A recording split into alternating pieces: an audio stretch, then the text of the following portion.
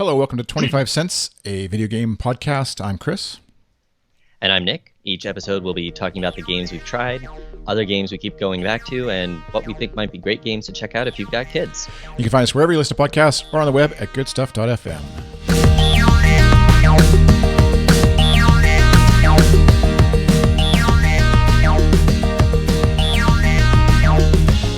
Hello, Nick.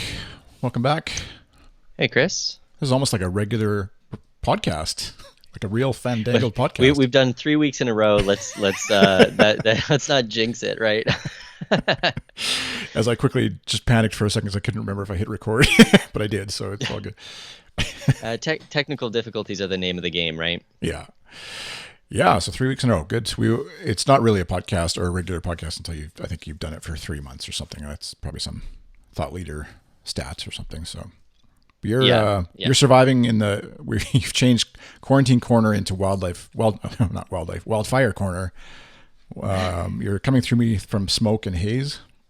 Yes, yeah. So we are not at risk of the fires themselves, like some of the areas getting evacuated down in Oregon and California, but or even in eastern Washington. But the smoke from California went out to sea and came blasting back to the Puget Sound Salish Sea region, and it's AQI 197 red out there right now, kind of a yellow tinge on everything. So we're staying inside, staying safe. Yeah. We had bought some N95 masks 2 years ago after it was really bad, and expected to need them last year and didn't use them, and now we have them. But of course, those are vented, so Quarantine Corner-wise, you also have to put a fabric mask over that mask, so you got all the protections. You're protecting everybody. But to tie it into something a little more topical for our show, I did see that Apple, being a designed by Apple in California company, has pledged a big set of donations to the wildfire recovery funds in California, which is kind of a cool thing that they're doing. They seem to be doing more of that kind of thing of late. They're doing COVID-19 aid and this wildfire thing, which makes sense for the world's richest company by market capitalization. Yeah, exactly.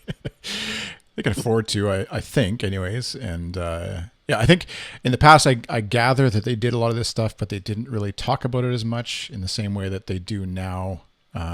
Tim Cook or whoever seems to sort of say, seems to get, I guess, that maybe talking about it is better than sort of doing it behind the scenes a bit, just because they get blasted so much if they never talk about what they actually do. And so it doesn't feel like they need to be in the press in the same way as other companies maybe do to sort of offset the negative stuff that gets printed about them. But it does help, I guess, probably just to, I don't know, create a bit of a goodwill and show that they're not just this billion-dollar company that likes to make them lots of money, which they do. But yes, yeah.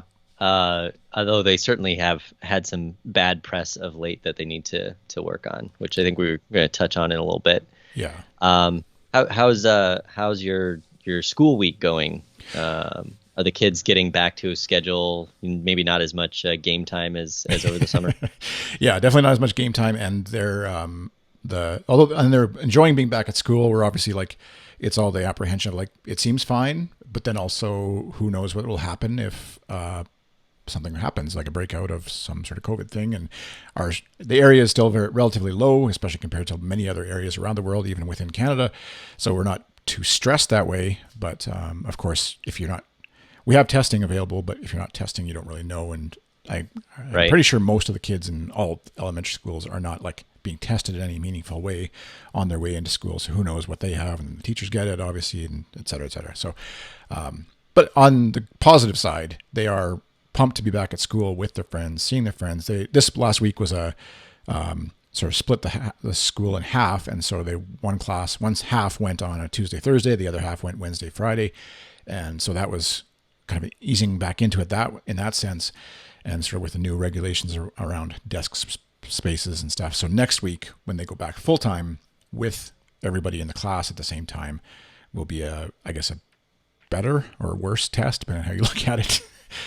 Of what actually is going to happen here now, and how it plays out in terms of spreading things or not. So trying to be positive, but yeah, there's definitely a worrisome side of it to me, and definitely a salute to I don't know if we have any teachers out there listening, but the huge amount of work, at least up here, and I'm sure in down in the States too, the teachers are bearing the brunt of all of this in terms of trying to like placate the admin and education side of things, but also the families that are maybe scared or nervous and dealing with the jackasses who want to try and push the against the mask ruling thing and all that kind of stuff, and find some sort of balance of having a normal classroom in the midst of all that is huge and stressful. And yeah, big thanks to them for their work for sure.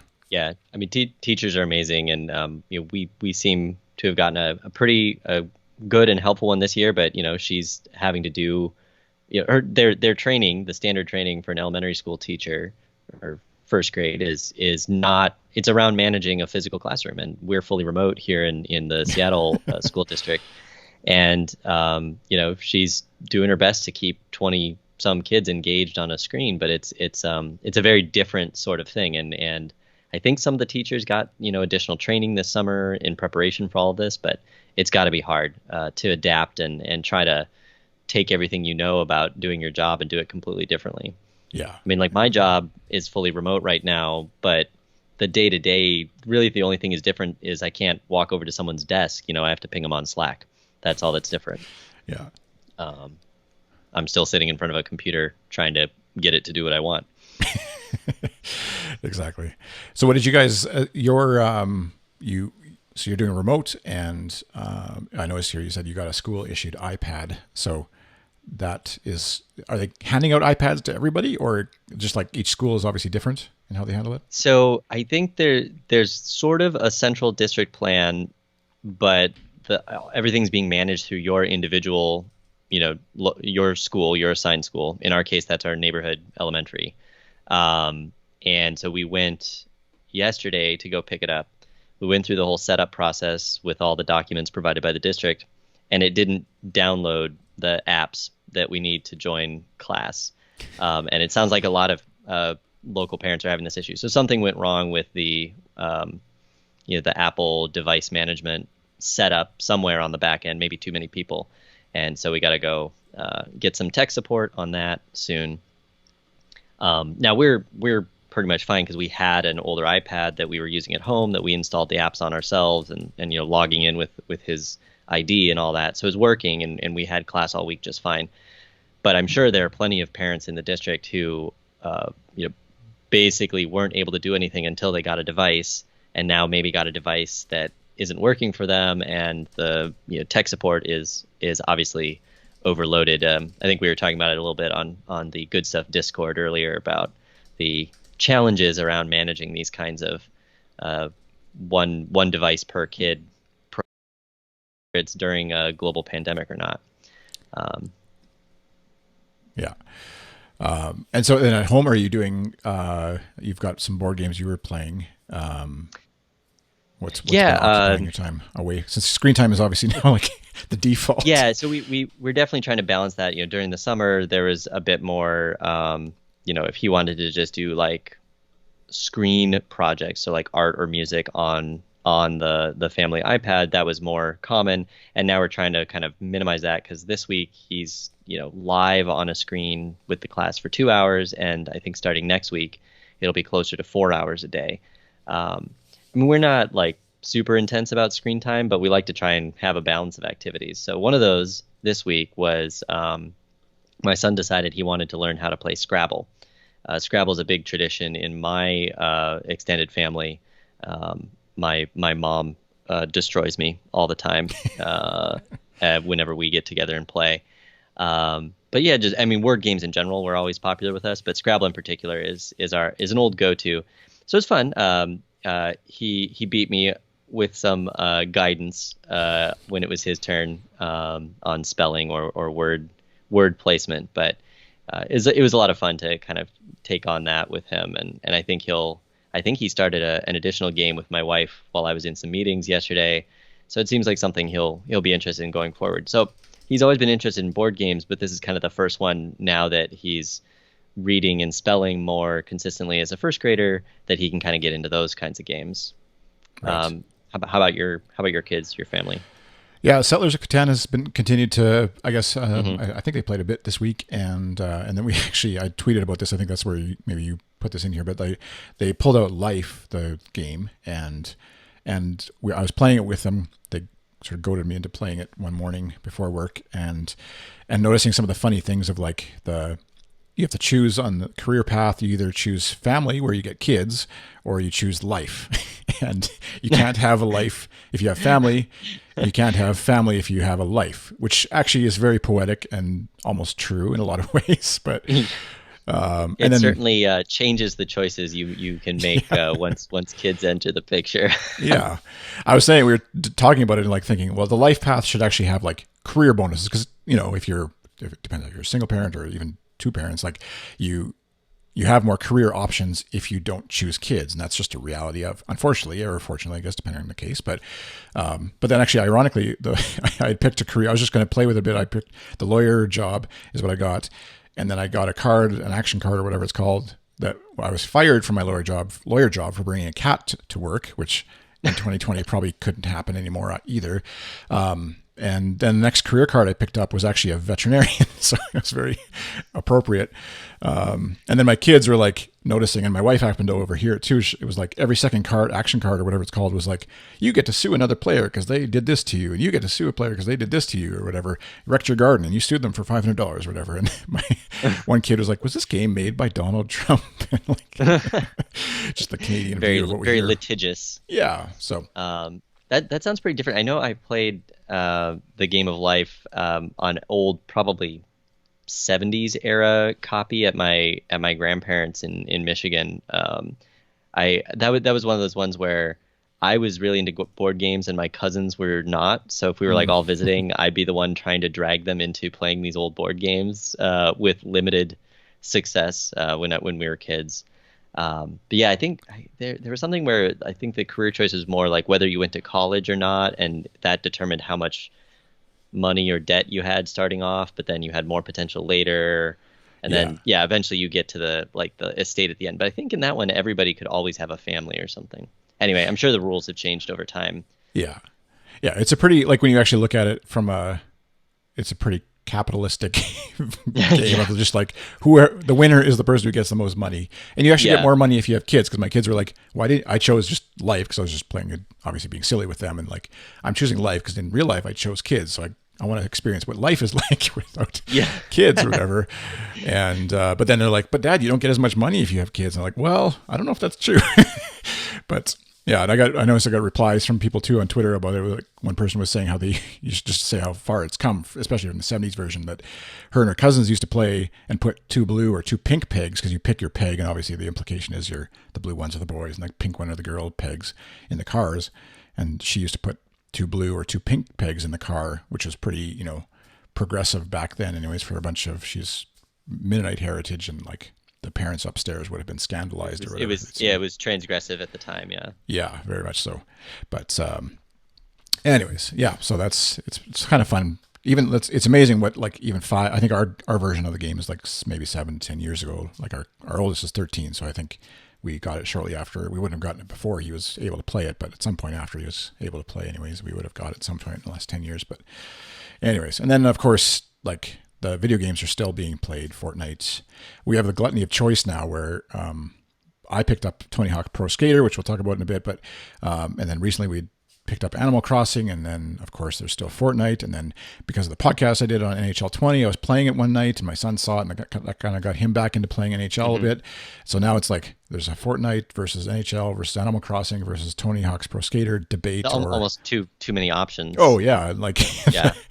I said this morning, I should have said to my oldest, I was like, yeah, there's just not enough time in the day to actually play all these games. Hey, and he kind of looked at me like, well, they're not in school today, and so he's like, we have lots of time today. Like you're the one who's not letting me have the time of being able to finish these games or whatever. So, but anyways, it's actually plus 25 here today, like very warm, and probably the last warm day. So we're forcing them all outside today for a while to get some last sun before winter hits. Especially because it gets a lot colder for you up there. Yeah. So what do you play in Switch Corner? What's going on in your Switch world? Have not really picked up the Switch myself at all this week. Just school stuff and other things going on, keeping me busy. But there were some more little Nintendo announcements, like the Mario 35th anniversary direct one we talked about last episode, number 20. Just more stuff coming out. I think a few things that aren't very interesting to me, but I saw a few people talking about pretty positively on Twitter. So one is a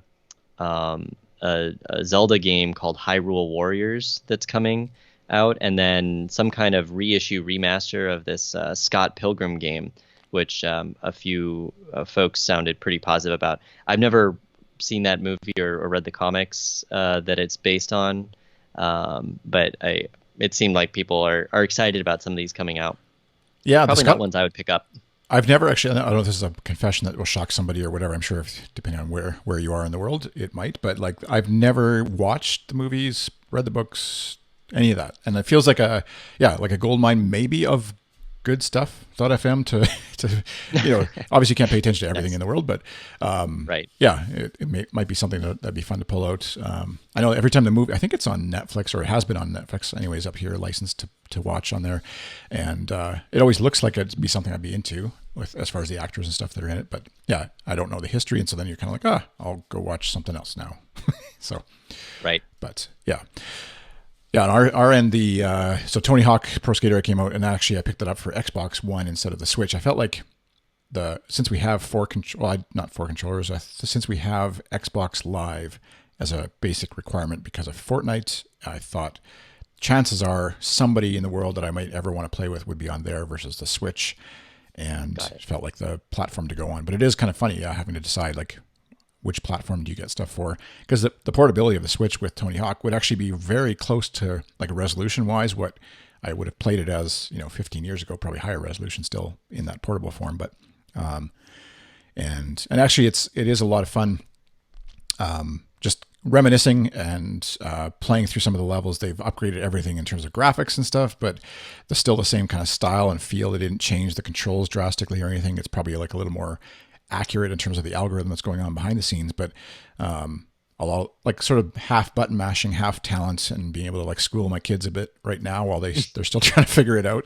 And but then they every so often chain together enough things that like make up a bunch of points. But all of them were like instantly in love with the game. It was kind of cool to sort of see, and just like the character creation scene or stuff that you can do with your skater, and then obviously all the different scenario or maps and stuff that you can go into, and then playing multiplayer locally was actually pretty fun for two. You can do two people local multiplayer, playing horse or graffiti, where you tag things with tricks or point, just get it up to certain points and stuff like that. So Cool. Yeah, I think a lot about how much of my game time ends up being kind of the retro is the wrong word, but the nostalgia games, either sequels or spiritual successors to games I played a long time ago, or things like this Tony Hawk Pro Skater, where it's a reissue remaster. Like we talked about last week, I'm pretty excited about that Mario one, or even just really old games that I've played under emulation or other re-releases more recently, like SimCity 2000 or whatever, games that I was able to put a ton of time into as a kid and now generally can't. mm-hmm. I think there is, what is it, Skate City for Apple Arcade? I haven't actually tried it. I wonder if that would be a fun one to try. It's an interesting controller. genre, the whole skateboarding genre, that like skateboarding game genre. That's obviously skateboarding is a huge thing, but the Right. video game version of that, because it is like, it feels like a thing like that is counter to the idea of actually skateboarding, which is like just hanging out outside, being active, versus sitting in front of your TV hitting buttons on a video game. But they do like the immersiveness of the game. I think, like I was tweeting, just the sound effects that they get so right, with like the sound of a wheel running on a plywood or whatever, of a ramp or a jump or whatever, and then when it hits the ground and hits the different kind of like cement or wood or whatever you land on, or a grind sound of like going down a rail or whatever. All of that kind of just like, and I remember back from the original game too, it just felt right. And I'm sure they've improved the sounds a bit, but it still just feels like the right kind of sound for like that sweet sound. I was never a skateboard. Like, I had a skateboard and I fell a bunch and never got any good at it. But I just remember hearing and watching videos and stuff of like that sound of a skateboarder, similar to like when I play NHL 20 or whatever, and you hear the skates the skate sounds or the puck hitting the stick and the different sounds that kind of immerse you in that world a little bit more than just obviously good graphics can do, and how much of an impact that sound makes is really cool. Yeah, that kind of Foley type work seems like a pretty important part of any of the realistic games. And I know like the more recent game engines while they're obviously showcasing all the graphics work, they put a ton of effort into realistically placing sounds in 3 dimensions for that more immersive stuff, especially if the game has like VR support. It seems like, I've never really skateboarded. My exposure was limited to when I was in Big Brothers when I was a young adult in the Boston area. My little had a brief period of getting really into skateboarding, I remember, and so he was learning some basic tricks and stuff. Yeah. I don't think he ended up sticking with it. Yeah, I was gonna say, was his name Tony Hawk Jr. or like? Yeah, no. Which, funny enough, actually, in the game, the skaters, there's like two other skaters named Hawk, last name of Hawk, and obviously you Google them, and it's his kids now who are actually taking on, like, I think one of those 28 or whatever now is like one of his kids, but who's actually a pro skater as well, and obviously has a little bit of an advantage maybe having a dad growing up with, like, I'm sure massive half pipes and ramps in the backyard and all sorts of things like that. But at the same time, yeah, it'd be kind of cool to be able to incorporate your kids into the game, whatever it is, 20 some years later. What you've got in your PC corner here, we've got some Star Trek, I see. The required Star Trek. I got the Steam sale alert that Star Trek Bridge Crew was like half off or something, which I've apparently put on my wish list years ago. It is Windows only, so that's why I've never grabbed it. But it also is one that has VR support. So the idea is that you're all in VR and one of you is the captain and you're sitting and everyone else has their assigned bridge station, and you're basically playing like you're on the Starship Enterprise or whichever Trek ship you want to be on, completing missions. I feel like that is probably the killer app for me and my family that would get me to build a VR capable PC. Haven't crossed that bridge yet, and probably won't, with everything else that's going on. But if I ever wanted a project, that's probably the game that would pull me in. Yeah, I'm just looking at the website, and I'm sharing on the screen, but the one the replication of the screens in the ship, like the sliders and stuff, that to me would be like just that smooth feeling of being able to like touch the screen. Which back when Star Trek, whatever series it was that came out that you watched, if you watched it, was like unheard of. But now obviously we all have iPads that are like as good or better than anything they had in Star Trek. But that to me would be a fun experience to be able to like walk through that kind of thing on the ship. I believe you're thinking of LCARS, the Library Computer Access and Retrieval System. I assumed you knew what it actually was. It is one of those things where the imagination in fiction maybe has some really unrealistic stuff. Like you'll see in Star Trek they're using their little pads, they call them, the little tablets, but one person will be having like 4 or 5 of them that they're juggling around as they're looking at different documents instead of one device that you're switching. So like the imagination of having this really thin glass device was there, but they didn't think about how it would actually be used, and maybe that inspired the development of tablet computers, which then end up being much better than the now almost over 30-year-old Imagine version. Yeah, it's kind of this weird feedback loop. Well, and so you haven't gone to the what's the site now? I forget the name of it that I've linked to a bunch, but PCPartPicker.com. No, you haven't started building out the machine just to see, just to get an idea. Yeah. Not at this time. They've got a build guide for like VR. If you need to, like I think the moderate or whatever they call it on there, enthusiast maybe. I forget which one it is, but you can get like a VR build. It's not that expensive these days for. Yeah, it is funny because like I mentioned last week, a couple of my coworkers are much more into big gaming rigs, but also when we're on video meetings, they have their very comfortable gaming chair that they're sitting at as their home office chair most of the time. Yeah. The other thing that's kind of coming up that's a little bit in that area is so next week is PAX Online, And I've been to PAX in person, both PAX West here in Seattle and PAX East when we used to live in the Boston area. And it was always a fun show. It generally has a really big emphasis on tabletop and RPGs because of the local Wizards of the Coast connection here. But always had really big booths for all the big PC games that were coming out and console games coming out and all that. But it's going to be 100% online this year for the obvious pandemic reasons. Yeah. So they actually, usually it's only 3 or 4 days, and it's going to be all week next week on 3 different Twitch channels, like different panels and different live game events. There's a Discord. So I'm gonna try to take a little bit of breaks to attend some of those. There's a few things on the calendar that look interesting. I saw Sid Meier, the creator of, among other things, the Civilization series, is talking about his memoir book that he's publishing about his career in the video game industry. That one jumped out at me as one that might be interesting to attend.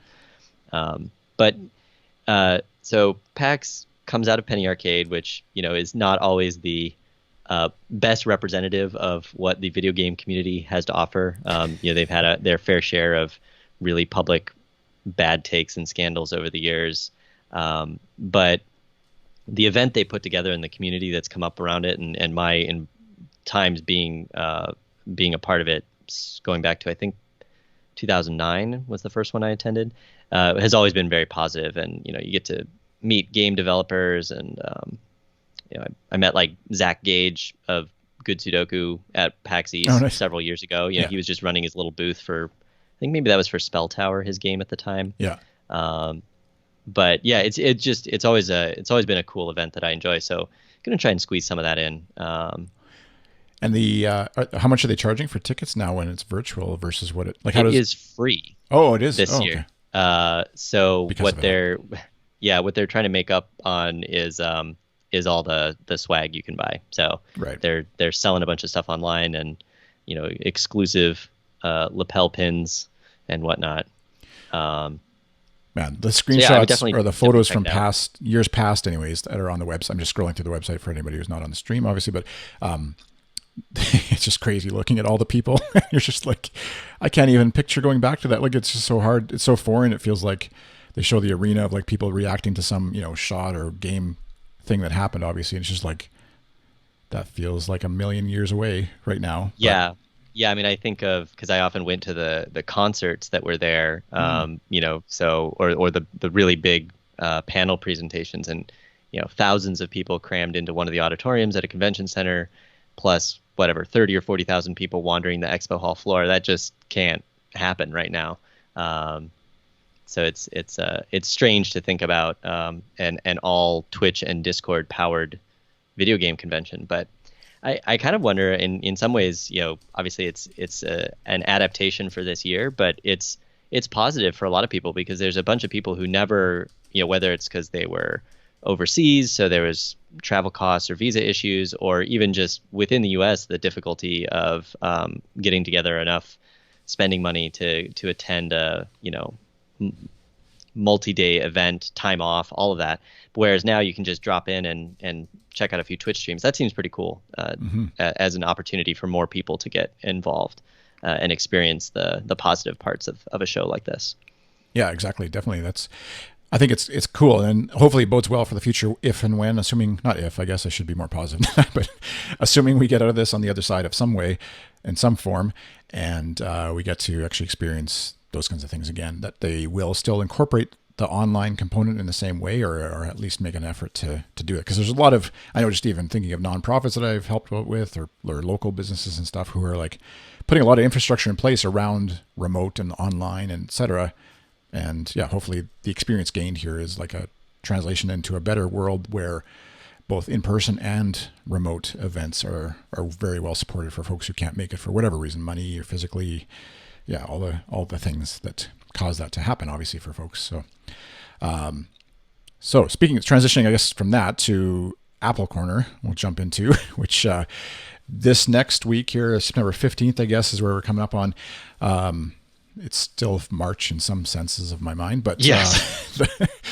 That's what we actually opened up a journal for one of our kids as they're heading back to school, like their sort of school journal. And the last thing in there was we actually went on a trip to Mexico before the pandemic hit. And it was kind of like looming, but we didn't know for sure what was going to happen. So anyway, we went on a trip. And the last thing in his entry was, have a great trip to Mexico. We'll see you back in a couple of weeks. And, that was it. And then he never actually went back to school. So it's kind of like this Right. weird, kind of like a whole nother life that happened that we never got to experience, but as everybody knows. But anyways, Apple event, September 15th. Looks to be like a watch-focused event. I forget what the tagline was. I was trying to find it here, but watch this or watch something or what? Do you remember what? Yeah, and maybe connected with all their services stuff as well. I think they were pretty explicit that it's not going to be about the iPhone because the hardware is going to be delayed this year, even though they're normally on this annual fall event cadence for the new iPhone. But yeah, I'm hoping. I'm using a 3-year-old Apple Watch. It seems to be running fine, so I would think about upgrading, but no particular rush. I'd definitely be curious if they talk about Apple Arcade and any of the maybe even some vague statistics on how successful it's doing. Because I obviously have enjoyed the platform and hope it continues to be an investment for them. What are you excited about hearing about? Yeah, I mean the other thing they're talking about potentially is iPads, which feels like I don't know. I mean they just have processor bumps and like improvements, no doubt, to the platform for people who use that regularly. I don't have one. I've constantly tempted to order one just because we have an iPad Mini, one of the first generation Retina iPad Mini, so it's very long in the tooth. Hasn't supported the last couple of iOS updates.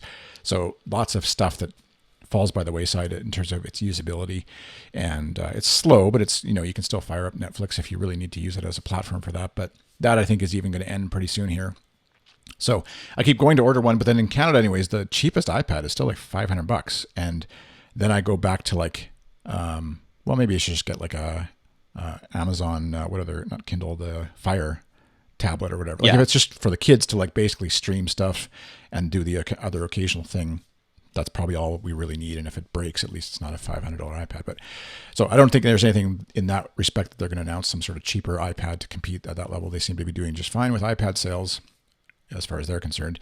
But the Apple Watch is interesting to me too, because it's this year, for whatever reason, a couple of people kind of like friend or family anyways, gave me some birthday money back in August for like, here's some money, because I've never had an Apple Watch and I'm the Apple guy in their world, and so that's kind of funny. I guess they're thinking maybe I'm just not doing it because of money, and so I was kind of tempted to order an Apple Watch then at the time, but with this thing looming at the time, in a month or less or whatever, and now officially announced, I'm obviously going to wait and see what happens. And so if the Series 4 is like sort of bumped down, which is the one that just came out last year, right? Or am I behind already? I think that's right. I think Series 5 just came out. Or Series 5 came out, right. But if everything gets bumped down, I don't think I would need to get the latest, greatest Apple Watch for anything. The thing that interests me the most actually is the what is it, EKG or ECG? The like heart meter thing. Right. That so I have an older Series 3 which does not have that. So it just does the regular heart monitoring for like activity and sleep tracking. But I'll be curious too, because I think there were some rumors with Apple Health and iOS 14 having more built-in sleep tracking as well, and that is the kind of thing that might push me over, because I've found that data to be pretty interesting, and some pretty clear correlations between what bad habits I do a day or two before, and then why did I sleep so terribly last night? It's like, oh yeah, I had coffee afternoon, or whatever the case may be. So those data points have interested me as that's kind of where I come at the wearable angle. Yeah, and like the 3 doesn't have the EKG. Am I getting it wrong? I forget. Yes. Yeah, EKG. 4 and 5 do. So that to me is like, I think at some level, I feel like, man, all of us should be wearing these things just for like, if no other reason, then it's like, hey, by the way, you might be having a heart attack or some sort of heart distress. Yeah. Would be good to know. Like, my parents getting older, et cetera. Like, obviously things like that will happen in life in general, but if you could be notified about it and figure out it as it's happening versus after the fact, why not for $400? It Yeah. feels like cheaper than a But lot of insurance or health yeah, plans or whatever. I mean, especially right now because there's a lot of the articles around COVID where you are have an asymptomatic carrier infection, but then you have like weird heart scarring that like may cause issues later in life that you don't even know about. It Yeah. seems like paying attention to some of those data points might be really useful in the ongoing public health crisis, right? Yeah. Yeah, exactly. That's where it seems like some of those things, like not to get too political, but like a $500 Apple Watch, which feels extravagant and expensive on the one hand, but things like that, anyways, feel like a lot more preventative in the long run for a society than like forcing everyone to have health insurance and health plans for a thing that may never happen, and sort of finding some sort of middle ground. Anyways, that's my uneducated rant on that. But yeah, so like for 500, $400, whatever it is that it ends up being, like if the Series 5 or 4 drop progressively down the scale, and whatever the Series 6 is that comes out with some crazy new feature, of course, if they manage to make it like this one will actually detect COVID in you and Yeah. also tell you when you're about to, I don't know, whatever, some other health issue, then of course it'll be like, oh, well, for $600, I could prevent COVID. Well, that seems worth it or whatever. But I doubt that. I think the big thing that they're talking about is like I forget what they're calling it, Fitness Plus or something, where they're trying to build, the rumor is anyways, that they're trying to build their own sort of fitness training thing to compete with, Right. obviously, the money being generated by Peloton and their bikes and like the whole online service training industry that's growing up around this. And the Apple Watch is obviously a big part of that, but they're not necessarily reaping all the monetary rewards that they maybe want to be, Right. I guess. I don't know.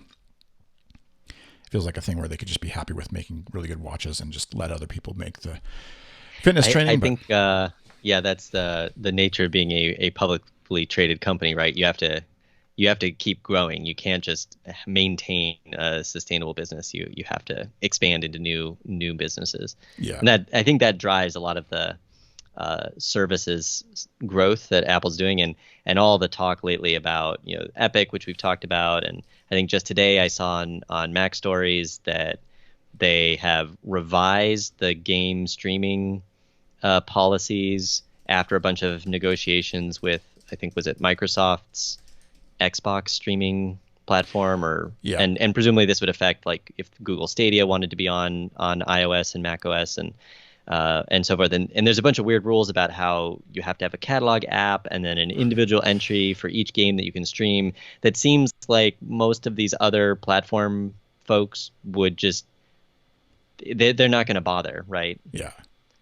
Yeah, it's a frustrating. I tweeted something. It just feels like they just are basically like revising it to say, we're going to make it really hard for you, and we don't really care because we're not making money off those games, and that you're effectively like, it's for anybody who's not aware of how it might work. It's basically like Netflix but for video games. And so Microsoft has their xCloud thing, I think it's called. I think it's the bigger service around it, but it's included with Xbox Live and then a Windows PC.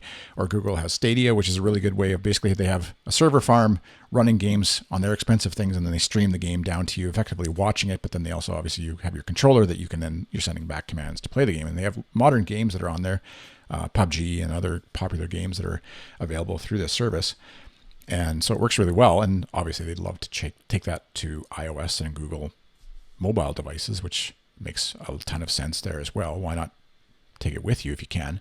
But Right. yeah, Apple's saying having all sorts of rules implemented that kind of make it not really feasible. I guess it'll be interesting to see, obviously, the Fortnite thing that's happening, Epic Games that's happening with Apple.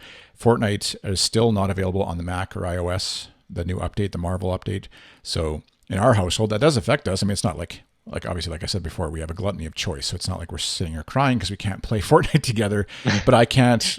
My kids actually today were like, "Oh, we should play Fortnite, Dad. You should see they've got Thor's hammer now. You can like call Thor's hammer down and smash 80 points off people or whatever." And I was like, "No, we can't because Epic's Tim Sweeney and Apple's Tim Cook are fighting, and so then all of us can't play our games together because Yeah. we don't have enough devices to be able to do that." So sad. How do you explain that kind of business economic conflict to a younger kid who just wants to play the game that they used to be able to play? Yeah, well, and luckily in this case, they're not the person with the Mac computer.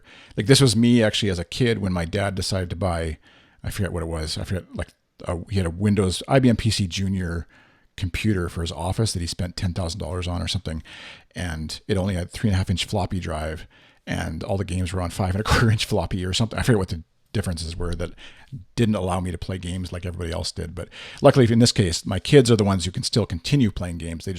I just can't play with them, so they're sad for a moment. You're out. Your set of devices that could play Fortnite went down due to this. Yeah.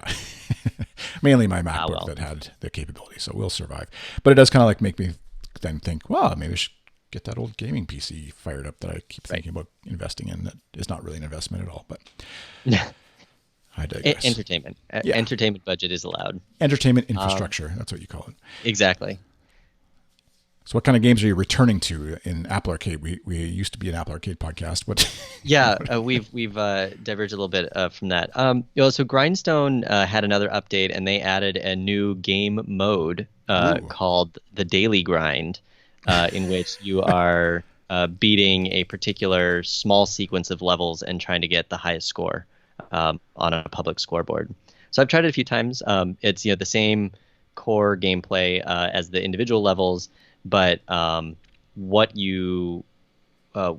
challenges that you have on any given day seem to vary. It seems pretty fun. It's the kind of thing that probably if you really like Grindstone and you had beaten all the levels, it would keep you coming back into the app, which, based on what we've kind of guessed about how Apple Arcade works, the developers have an incentive to keep you launching their app, right? Yeah. So I think that's probably part of it.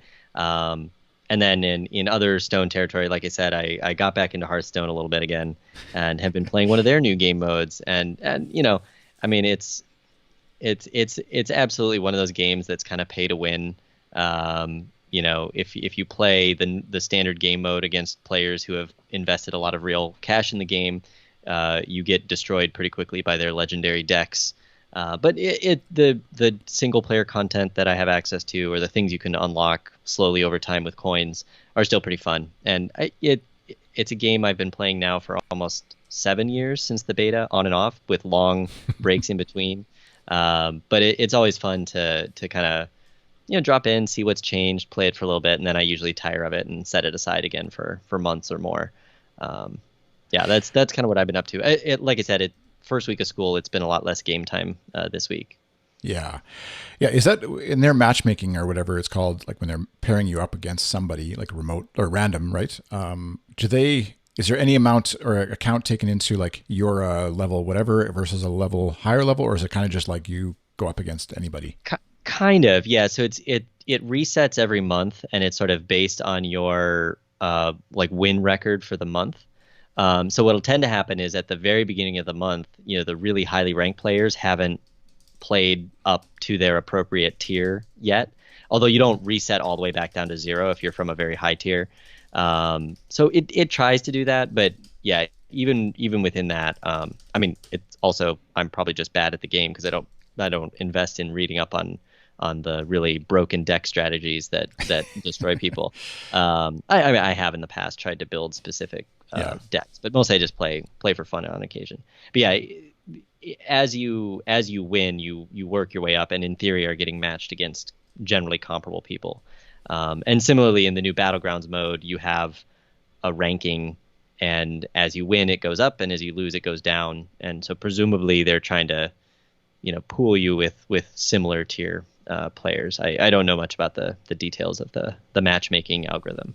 Right. Yeah, I'm sure there's whole. That's been fun, and kind of going back to the board games we were talking about earlier, like digital card games or card games generally still have that interest to me, and it's cool to have, you have this game, but like, new cards come in and old cards get retired over time, without having to keep buying like physical expansions to the game. Yeah, that sits. We actually had our Settlers of Catan expansion. We had the Cities and Knights expansion is one, and we have that. We haven't played it with the kids yet, just because it does add a lot of complexity. But then we actually realized we had the 5 to 6 player expansion for the original game, I think, and maybe also the Cities and Knights one. I forget. Anyways, so we have 5 people in our family. We could play 5, but 5 people playing Settlers plus some of them being under 10 and under makes for a really long game, and also myself, I was stuck with like, if you've ever played Settlers, you can sometimes get stuck where you basically just don't get any resources to do anything with the game. So I'm kind of pouting in the corner because I'm getting nothing. And Right. meanwhile, my 7-year-old is getting all this stuff, but she's bored with the game. So I basically end up just playing for her or together or whatever. And my spot is kind of just nothing. And so, but it's still, yeah, it's fun. But yeah, we have the expansion sort of sitting in the closet and you kind of forget about them. And all of a sudden now that we're back in the threshold where we could actually use 5, it was kind of nice to be able to pull it out. But yeah, Settlers and Carcassonne are both like expansion rich games that you can kind of keep it going with. But yeah, you do run the risk of like losing stuff, especially with kids playing. That sets the gaming nerd in me a little bit on edge, but which wouldn't happen with Hearthstone on my iPad, obviously, in the same kind of way. So Exactly. all right, well, if you're out there listening and you have a game you're playing, whether video game, tabletop, board game, or what other kind of games are there? Physical, real world games, I guess. I don't know, tennis, whatever. Sports. Yeah, sports. Is that still a thing? Yes. Let us know. You can reach out to us at 25C Arcade on Twitter. Contact at goodstuff.fm. You can send us an email if you want, and I'll make sure that gets around to Nick and I. And but in the meantime, thank you for listening to 25 Cents, a video game podcast. You can find me on Twitter. I'm iChris. You can find me on Twitter and most everywhere else as Ultra Nerd. That's NURD. And you can find 25 Cents wherever you listen to podcasts, of course. And be sure to check out the Good Stuff Patreon, patreon.com/goodstuff, so you can join our Discord and have a lot of fun chatting in there. Okay, we'll see you next time. Bye. Bye.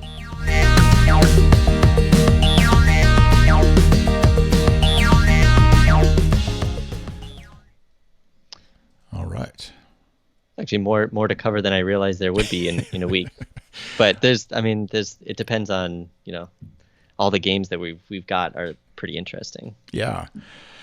Yeah, exactly. And we actually didn't. I was thinking of like, there's the new Xbox stuff that was announced too that is intriguing in its own way. But I think it'll be an interesting discussion once PlayStation announces their pricing and kind of like to actually compare the two. Not that we're Well, aren't there rumors about like an upgraded Switch that's maybe coming, like a Switch Pro or something? So yeah, that'll be kind of the next battleground in the console wars. I do appreciate where Microsoft sort of laid down the lines as far as pricing anyways initially, and it's really like when because actually it's funny, a week ago or 2 weeks ago or whatever it was, when I was talking about this computer to buy, and I was like lamenting how like it's a $500 video card and then the computer sort of gets added on to that, and people are like, but the next generation of consoles are going to be way over $500 and blah blah blah, like that was kind of the response, like, so it's actually pretty cheap for a video card anyway, right? Relative. But yeah, seeing Microsoft's, I forget what the US pricing was, $379 and $599, I think were the two models of Xbox X, I think is anyways. Xbox Series X? I don't know. Their naming is almost as bad as Apple's in a different way. Yeah. It's Microsoft. So I was going to say but yeah, on the software side, Microsoft is horrible at Visual Studio Code Basic +7 for net groups or whatever. But yeah, it'll be interesting if PlayStation now is having to adjust, or if they're just going to be like, we're going to be this price much more because we're a premium tier thing and trying to like push Xbox into the bargain bin or something. I don't know. It'll be a fun, interesting thing to watch. But yeah. All right. Well, I'll let you get back to work. I got to go see if my kids have destroyed each other or not. Yes, I got to go check on kids and pets and spouse, and then get ready for next meeting. Nice. All right. Thanks, Nick. Flip the stream on.